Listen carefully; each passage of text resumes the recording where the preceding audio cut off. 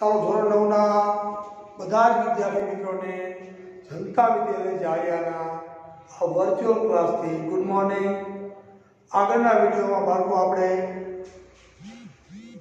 Pronoun એકવચન pronounce એકવચન સર્વનામો અને બહુવચન સર્વનામો એની સાથે આર્ટિકલ એનો અભ્યાસ કરી રહ્યા હતા.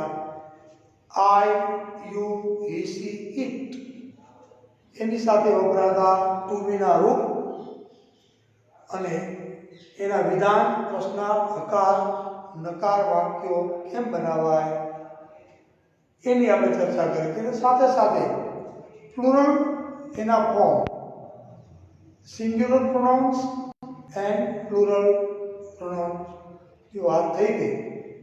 એની સાથે વપરાતા ટુ બીના રૂપ મેં તમને I am, we are, you are, he, she, it is, they are આની આપણે ધૂન પણ મોપા એટલે કે ગુજરાતીમાં આપણે પ્રાથમિક શાળામાં મોપાટ લીધી. I am, we are, you are, he, she, it is, they are આ રૂપ અમને સાહેબ યાદ રખાવતા એમ હું પ્રયત્ન કરતો હતો. આઈ એમ હું છું, વી આર અમે છીએ, યુ આર તું છે, યુ આર તમે છો, he, she, it is તે છે, they are તેવો છે. પછી એના વિધાન, પ્રશ્ન, હકાર, નકાર વાક્યો કેમ બનાવાય એની પણ આપણે ચર્ચા કરી. પણ હવે ત્યાંથી આપણે આગળ ચાલીએ છીએ. મેં તમને કીધું કે હું એમ વાક્ય લખું કે આઈ એમ રમેશ, પણ હું મારો વ્યવસાય બતાવું. હું એમ કહું કે આઈ એમ એ teacher, I am a doctor, I am an engineer. ત્યારે મારે આર્ટિકલ લેવો પડે. એક વચન નામ હોય તો એમાં આર્ટિકલ એ અને આર્ટિકલ એન શબ્દનો પહેલો અક્ષર વ્યંજન હોય તો આર્ટિકલ એ અને સ્વર હોય તો આર્ટિકલ એન લેવો પડે.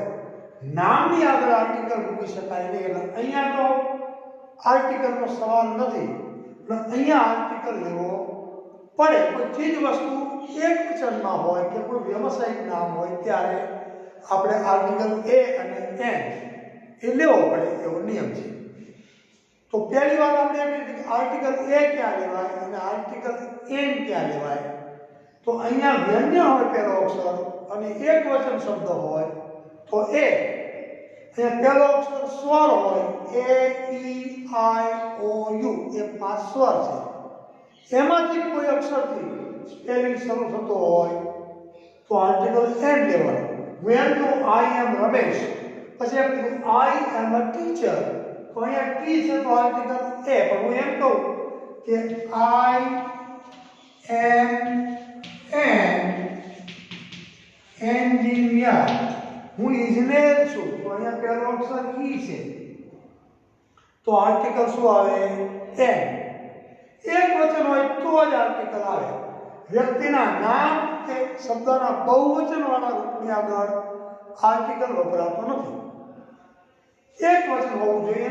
એમાં નિયમ અહીંયા વ્યંજન હોય એટલે કે એ, ઈ, આઈ, ઓ, યુ સિવાયના કોઈ અક્ષરથી શબ્દ શરૂ થતો હોય અને એક વચનમાં હોય તો એ અને નહીતર એન. આટલું સમજાઈ ગયું બાળકો? નોટ અને પેન લઈને સામે બેસજો. ક્લાસરૂમમાં બેઠા હોય ગંભીરતાથી બધી નોંધ કરતા જજો એટલે તમને આવડશે જ, હું ખાતરી આપું છું. હવે જ્યારે આર્ટિકલની વાત નીકળી છે, ખાસ કરીને આર્ટિકલ એ અને આર્ટિકલ એનની, ત્યારે બીજી એક વાત કરી દઉં કે ભાઈ નિયમ, સામાન્ય નિયમ તો આ છે જે આપણે યાદ રાખવાનો છે કે કોઈ પણ શબ્દ એક વચનમાં હોય એનો પહેલો અક્ષર વ્યંજન હોય તો આર્ટિકલ એ અને સ્વર હોય પહેલો અક્ષર તો આર્ટિકલ એન. પણ આમાં ફેરફાર થઈ શકે ખરો? હા, ક્યારે એ તમને કહી દો. હવે તમને ભૂલાય નહીં. ઘણી વખત તમે વાક્યની અંદર વિશેષણ ઉમેરો તો આર્ટિકલ બદલાઈ જાય, એ હોય તો એન થઈ જાય અને એન હોય તો એ થઈ જાય. હું એમ કહું, બરોબર જોજો બાળકો, હું એમ કહું ધીસ ઇઝ એન એગ, આ ઈંડું છે, પેલો અક્ષર ઈ છે, તો અહીંયા આર્ટિકલ શું લીધું આપણે? Egg. This is an egg. હવે અહીંયા આર્ટિકલ કોની આગળ છે? તો કે એગ શબ્દની આગળ છે. હવે આની અંદર એગ શબ્દમાં વિશેષણ ઉમેરું, એડજેક્ટિવ ઉમેરું, તો જે આર્ટિકલ છે એ જમ્પ કરીને ક્યાં આવી જશે? વિશેષણની આગળ. હવે એગની આગળ કોઈ પણ વિશેષણ ઉમેરું છું, એમ કહું કે this is a white egg, અથવા એમ લખું this is a fresh egg. એક તો છે, પણ જ્યારે વાક્યમાં વિશેષણ ઉમેરીએ ત્યારે આર્ટિકલ પછી વિશેષણની આગળ આવે, પછી વિશેષણનો પહેલો અક્ષર કયો છે, પછી આ ઈ નહીં જોવાનો. અહીંયા વ્હાઇટ કે ફ્રેશ વિશેષણને ઉમેરું તો ડબલ્યુ છે, અહીંયા છે એફ, ઈ પાછા વ્યંજન છે, એટલે આર્ટિકલ એન માંથી શું થઈ જાય? એ. વિશેષણ વાક્યમાં ઉમેરો અને વિશેષણનો પહેલો અક્ષર કયો છે એને આર્ટિકલ છે ફોલો કરે, તો એ હોય તો એન થઈ જાય અને એન હોય તો એ થઈ જાય. બે પ્રકારના ઉદાહરણ આપણે સમજીએ છીએ. હવે બીજું ઉદાહરણ નહીં, એટલે તમને તરત ખ્યાલ આવશે.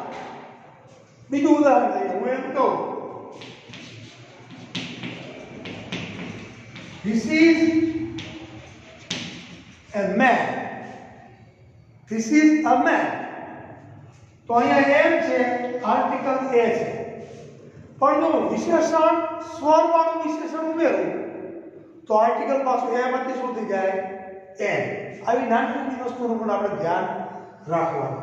હું એમ કહું કે this is an old man, અહીંયા આર્ટિકલ એ હતો, કારણ કે અહીંયા મેન નો પહેલો અક્ષર છે, વ્યંજન છે એમ, તો આર્ટિકલ એ બરોબર છે. પણ જ્યારે હું ઓલ્ડ વિશેષણ ઉમેરું છું ત્યારે ઓલ્ડ નો પહેલો અક્ષર આર્ટિકલ આવે નહીં. આટલું ખાસ યાદ રાખવાનું. એટલે આર્ટિકલ કેમ વાપરવા, ક્યાં વાપરવા, એની ખાલી જગ્યાના રૂપમાં આપણને પૂછાય તો પણ આપણને આવડવું જોઈએ. પરીક્ષામાં ક્યારેક ખાલી જગ્યાના સ્વરૂપમાં આવે, માન લો અહીંયા ખાલી જગ્યા હોય, પરીક્ષામાં તમને આમ આપ્યું હોય કે ખાલી જગ્યા પૂરો, કૌંસમાં આપ્યું હોય એ એન ડી, તો તમને ખબર પડી જાય કે અહીંયા મેન છે પેલો અક્ષર એ વ્યંજન છે, તો મારા આર્ટિકલ તરીકેમાં એ મૂકવાનો છે, એટલે એક માર્ક આવી જાય. પણ ક્યારેક આવી ખાલી જગ્યા હોય, આમ આપ્યું હોય અને અહીંયા ખાલી જગ્યા હોય અને ખાલી જગ્યા પૂરો, એમ કે તમને ખબર પડી મેન છે પણ આગળ ઓલ્ડ છે વિશેષણ, તો આની અંદર આપણે આર્ટિકલ એન મૂકીને ખાલી જગ્યા પૂરવી જોઈએ તો એક ગુણ મળે. હવે આપણે પાછા આપણા મુદ્દાઓ પર જઈએ છીએ બાળકો. બરોબર, શાંતિથી દરેક વસ્તુને શીખજો.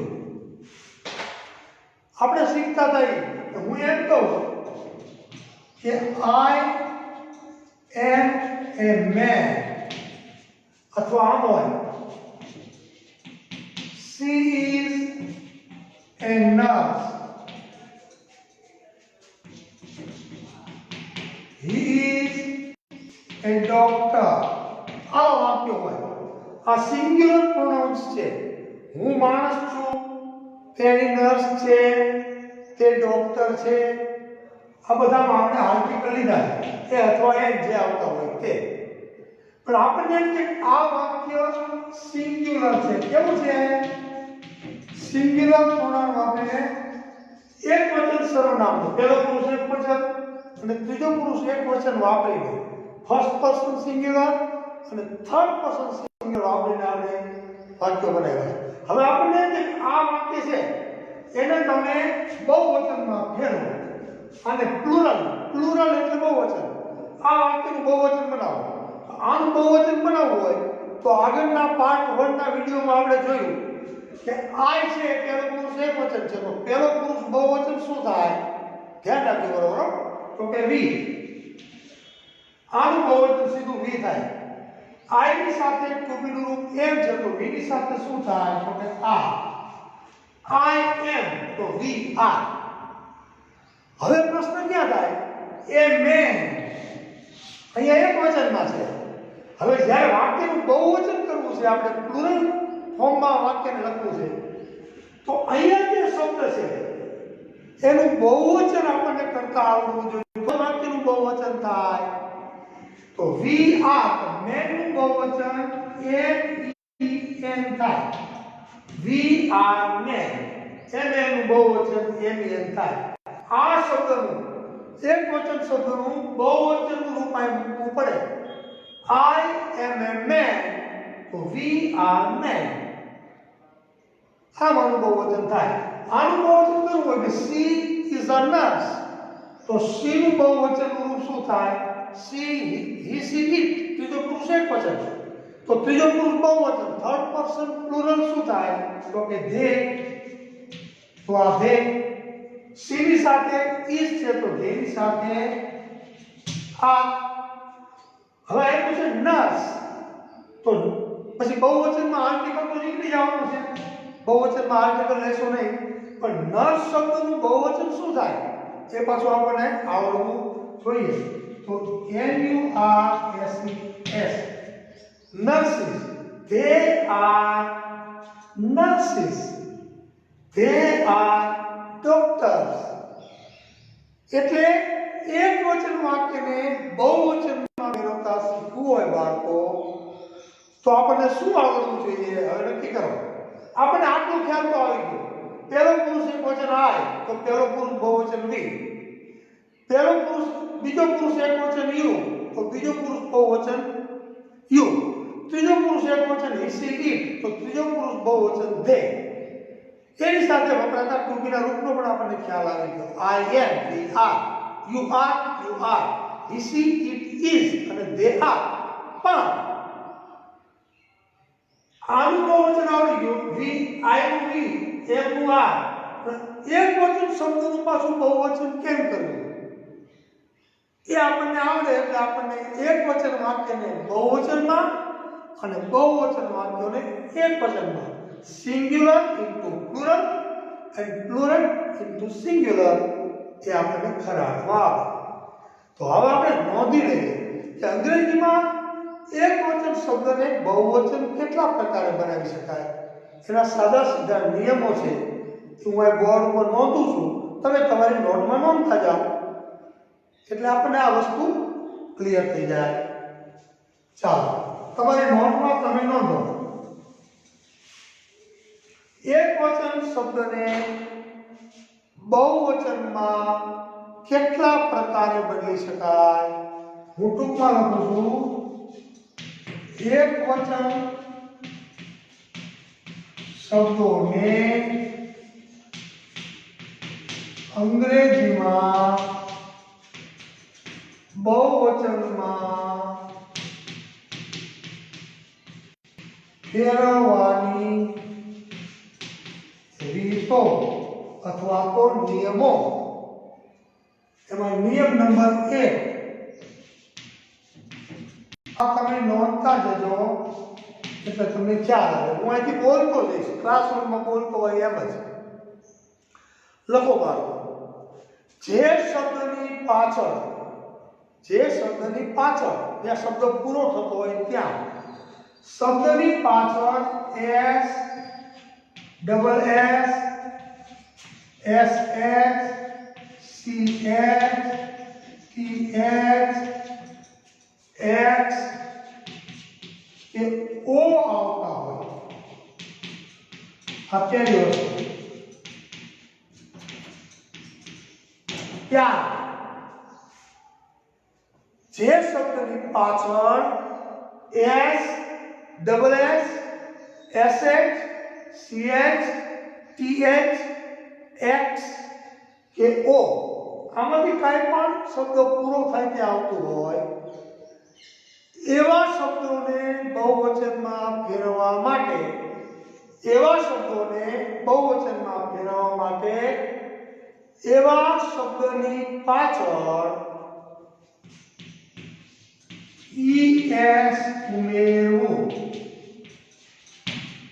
ES ઉમેરવું દાખલા તરીકે S છે તો બસ શબ્દ છે બસ છે ગ્લાસ છે ક્લાસ છે પછી ડીશ છે પછી મેંગો છે પછી બીજું BUFFALO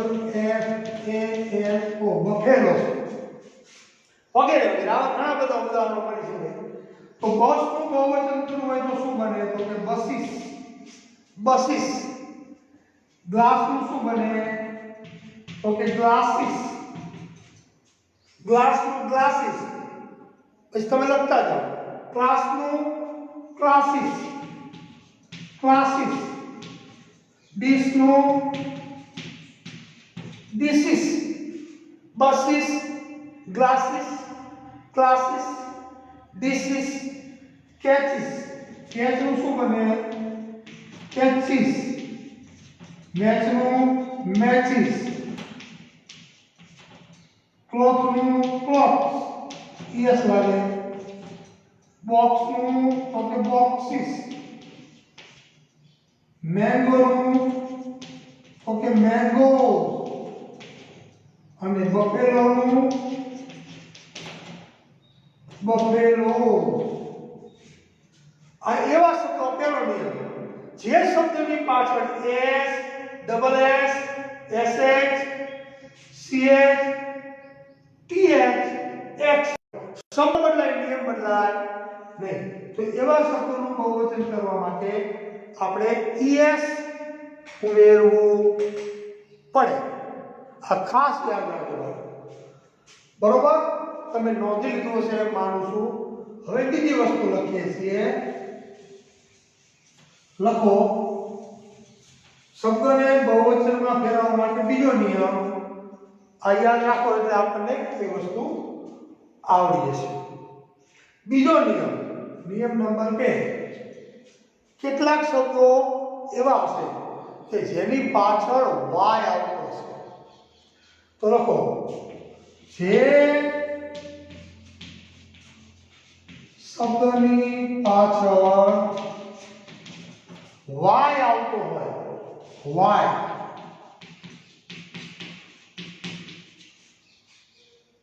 y આવતો હોય અને y ની આગળ y આવતો હોય અને y ની પહેલા y ની આગળ એટલે y ની પહેલા વ્યંજન આવતો હોય y ની પહેલા વ્યંજન આવતો હોય ત્યારે લખો છો બાળકો ત્યારે તેવા શબ્દોનું બહુવચન કરવા માટે y નો I કરી અંદર y આવતો હોય તો y નો શું કરી નાખવાનો y નો I કરી es ઉમેરવું એલા y નો I કરી નાખવાનો પછી તમારે es ઉમેરવાનું એટલે એવા શબ્દોનું બહુવચન બની જાય મેં સ્પષ્ટ લખાયું છેલ્લો શબ્દ y આવતો હોય અને y ની આગળ વ્યંજન આવતો હોય તો એનો મતલબ સ્વર આવતો હોય તો નહીં દાખલા તરીકે ફ્લાય અને બટરફ્લાય આ મોટા મોટા ઉદાહરણ હવે આ ફ્લાય શબ્દ છે તો FLY આનું બહુવચન કરવું હોય તો FL આ y થી પહેલો અક્ષર કયો છે L એટલે એ વ્યંજન છે આનું બહુવચન કરું તો y નો I કરીને ફ્લાઈઝ એમ બટરફ્લાય માં બટરફ્લાઈઝ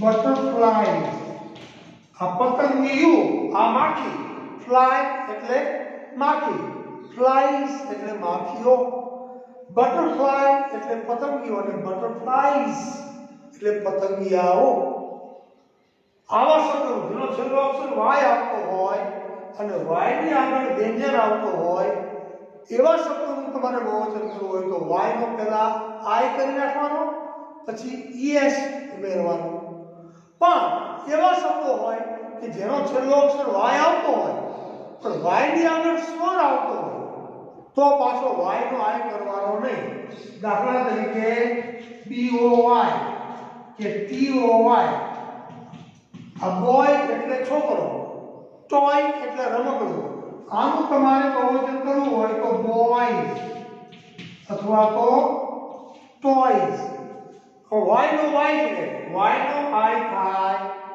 નહીં આ નિયમ છે છેલ્લો અક્ષર વાય હોય ને વાય ની આગળનો અક્ષર વ્યંજન હોય એટલે કે a e i o u એ પાંચ સ્વર છે સિવાયનો હોય તો વાય નો આઈ કરી s લાગે પણ છેલ્લો અક્ષર વાય હોય તો વાય ની આગળ જો સ્વર હોય તો વાય નો આઈ નહીં કરવાનો સીધો s લગાડીને બહુવચન કરવાનું બીજો નિયમ ત્રીજો નિયમ નોંધો બાળકો ફટાફટ થોડી ઉતાવળ કરજો એટલે આપણો મુદ્દો છે અહીંયા પૂરો થઈ જાય ત્રીજો મુદ્દો ત્રીજો નિયમ કે ભાઈ બધા શબ્દો છે અંગ્રેજીમાં એની પાછળ s double s sh ch th x o y આવતું જ હોય એવું કઈ જરૂરી નથી કેટલાય શબ્દો એવા છે there are so many words કે જેની પાછળ આવું કાંઈ નથી આવતું તો એવા શબ્દોનું બહુવચન કરવું હોય તો લખો કે જે શબ્દની પાછળ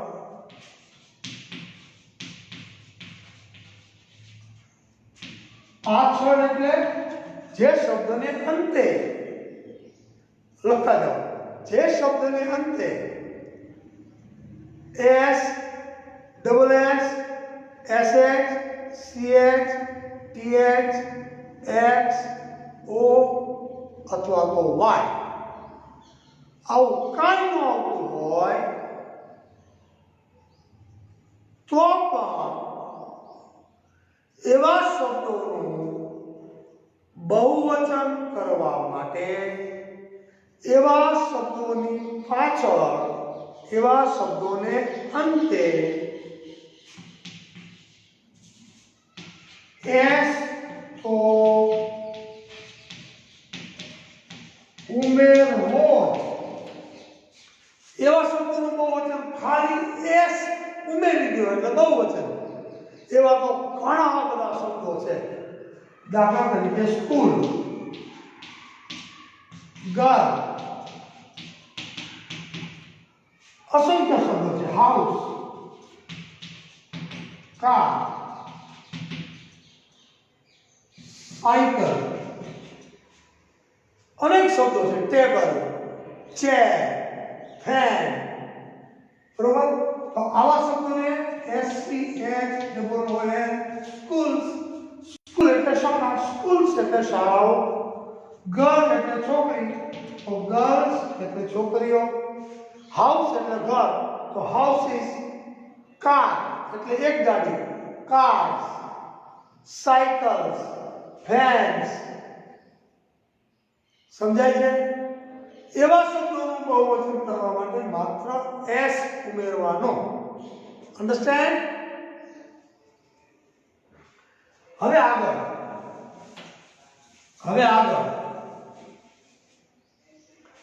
જે શબ્દની પાછળ f આવતો હોય f લખો જે શબ્દની પાછળ f આવતો હોય નિયમ નંબર 4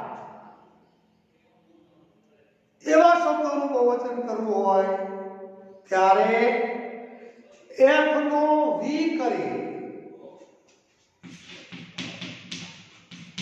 f નો v કરી es ઉમેરવો f નો v કરી es ઉમેરવું. ઘણીવાર એક શબ્દની પાછળ f ની પાછળ e આવતો હોય, પણ f થી આગળ છેલ્લા અક્ષરથી આગળનો અક્ષર f હોય એવા શબ્દોનું તમારે બહુવચન કરવું હોય, દાખલા તરીકે white છે, પછી wolf છે, આવા શબ્દો છે, night છે, પછી leaf છે. હવે આનું બહુવચન કરવું હોય, white નું બહુવચન કરવું હોય તો whites નો થાય, WIVES whites થઈ જાય. wolf પણ wolves wolves WOLVES wolves. એ તમારે knives, leaf હોય તો LEA leaves થઈ જાય, leaf નું leaves. આ રીતે આ શબ્દનું બહુવચન બને છે. અને છેલ્લો નિયમ,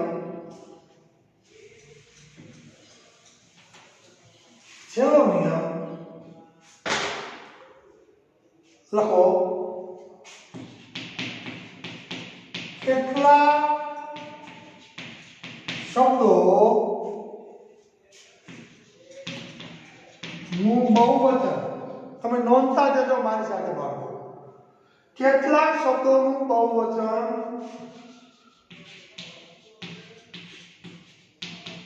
અનિયમિત રીતે બને છે. અનિયમિત રીતે બને છે મતલબ નિયમ પ્રમાણે બનતું નથી. તો જે શબ્દ નિયમ મુજબ નથી બનતો, અંગ્રેજી ભાષા ભણવાની છે, આપણી ભાષા તો છે નહીં, એટલે એના જે નિયમો છે એને આપણે ફોલો કરવા પડે.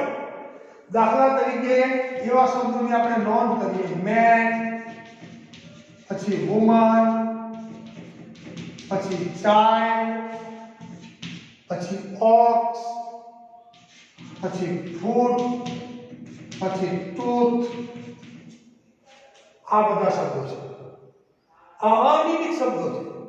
આનું બહુવચન જે રીતે બને છે એ રીતે આપણે યાદ રાખવું જ પડે, બરોબર.